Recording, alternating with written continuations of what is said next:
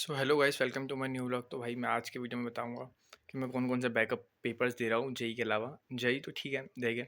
JEE तो हर बच्चा देते हैं, सबको निकाला थोड़ी है। जेई तो अपन देंगे, उसके साथ साथ मैं बताऊंगा कि मैं और कोई सा पेपर दे रहा हूँ या नहीं दे रहा। तो भाई मैं सिर्फ जेई के अलावा सिर्फ कॉमेट के देने वाला हूँ।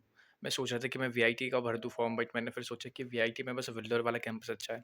वेल्लोर में अगर सीएससी मिल जाती तो अच्छा है, वरना सब बेकार ही है उसमें मेरे पास में, क्योंकि भोपाल वाला है।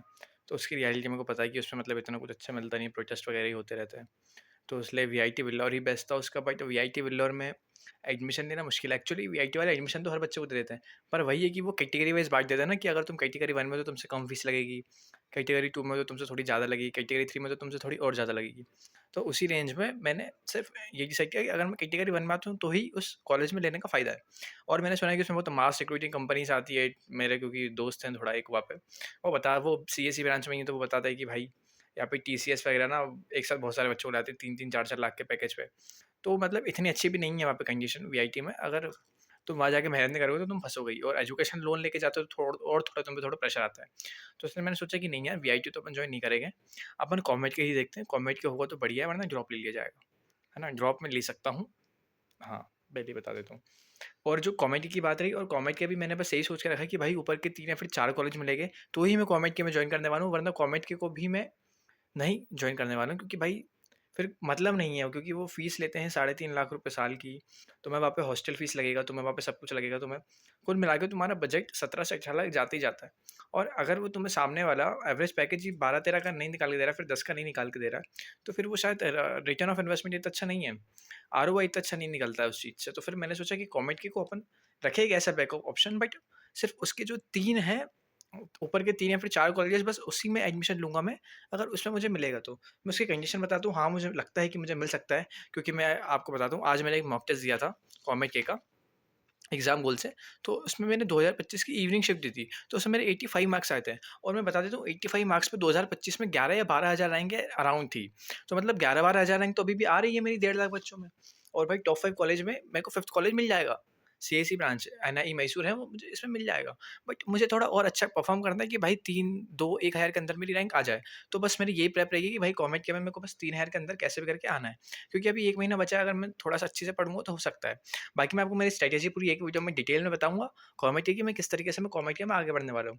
तो कॉमेडी हो गया, और अपना वीआईटी हो गया, और रही बात बिट साइट की, तो भाई बिट साइट बहुत ना मुझे टफ सा पेपर लगता है, क्योंकि मेरा एक दोस्त है, उसके 96% आए थे जेईई में। भाई लोग बोलते हैं कि जेईई हो जाता है तो बिट साइट भी हो जाता है लगभग।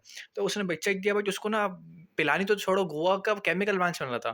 तो फिर उसने वो क्विट कर दिया कि भाई नहीं हो पा रहा, छोड़ो रहने दो। तो फिर मतलब वो कह रहा था कि भाई अगर तुम्हें बहुत मतलब उसके लिए भी तुम्हें अलग से पढ़ना पड़ता है थोड़ा। उसमें मतलब पीसीएम के अलावा भी कुछ आता है, वो मैंने सुना है। तो उसके लिए भी अलग से तुम्हें पढ़ना पड़ेगा। तो बिग साइट मैंने सोचा था कि मैं दूँगा, बट फिर मैंने सोचा कि रहने दो, नहीं देते हैं। जो पीसीएम है बस उसको ही मैं थोड़ा अच्छे से पढ़ता हूँ। तो बिग साइट भी मैंने मेरे लिस्ट से हटा दी, क्योंकि उसमें फ़ीस भी बहुत ज़्यादा है एक तो। उसके अलावा ठीक है, फ़ीस तो तब भी दे देंगे, बट बात वही आती है कि यार उसमें सिलेक्शन ही नहीं होता, तो उसमें भरने का फ़ायदा भी नहीं है। और उसका फॉर्म भी बहुत महँगा है, शायद मैंने सुना है, कुछ 2,000 के ऊपर का ही है। तो वो इसलिए फिर मेरा मन ही नहीं हुआ उसको देने का। तो मेरा बिग साइट भी ऐसे ही करके हट गया।